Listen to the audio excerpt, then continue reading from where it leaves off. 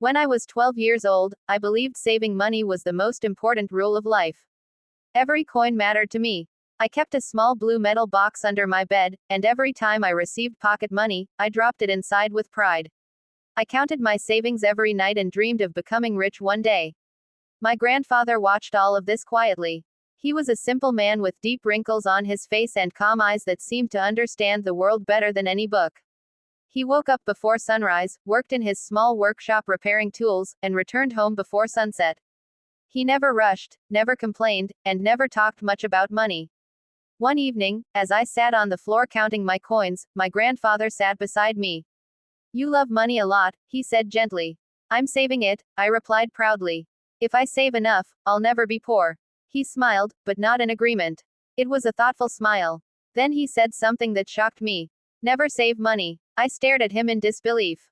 "What? That makes no sense. Everyone says saving money is important." He nodded. "Everyone says many things. Sit with me tomorrow, and I will tell you a story." The next morning, I followed my grandfather to his workshop. The smell of wood and oil filled the air. Sunlight entered through a small window, lighting the dust in golden lines. He gave me a stool to sit on and began his story. "When I was your age," he said, "I worked for a rich man in the city. He paid me very little, but I saved every coin. I never bought good food, never learned new skills, never helped anyone.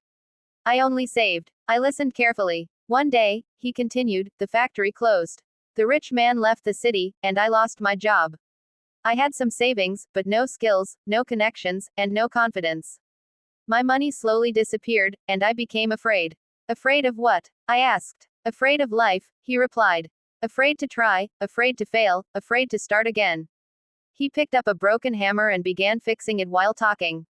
Then I met an old carpenter. He saw me struggling and said, "Spend your money. Buy tools. Learn work." I didn't understand, but I listened. He looked at me and said slowly, "That was the day my life changed." My grandfather explained that he used his savings to learn carpentry. He bought books, tools, and food to keep his body strong. He worked harder than ever before, not to save money, but to build value. "Money is like water," he said. "If you store it and never let it flow, it becomes dirty. But if you use it wisely, it keeps moving and growing." I asked, "So saving money is bad?" He shook his head. "Saving without wisdom is bad. Saving without growth is dangerous." He pointed at his hands. They were rough and strong.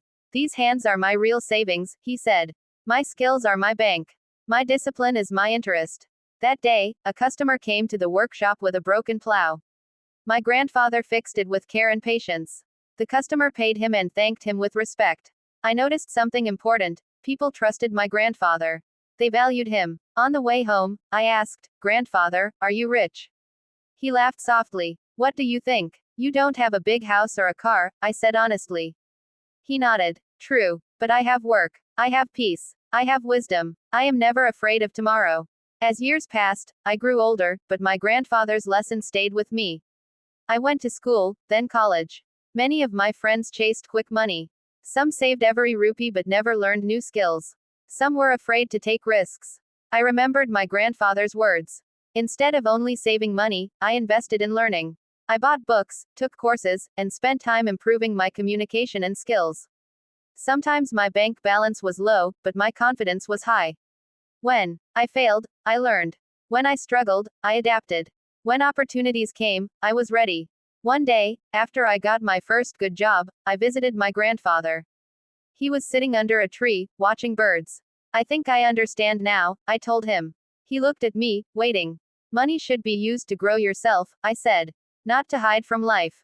He smiled, his eyes shining. "Now you are saving correctly." "Saving what?" I asked. "Saving your future," he replied. Before he passed away, my grandfather gave me his old toolbox. Inside it was a note written in shaky handwriting. "Never save money alone. Save skills. Save discipline. Save courage. Money will follow." Today, whenever I earn, I remember him. I don't waste money, but I don't worship it either. I use it as a tool, not a goal. Because the greatest lesson my grandfather taught me was this: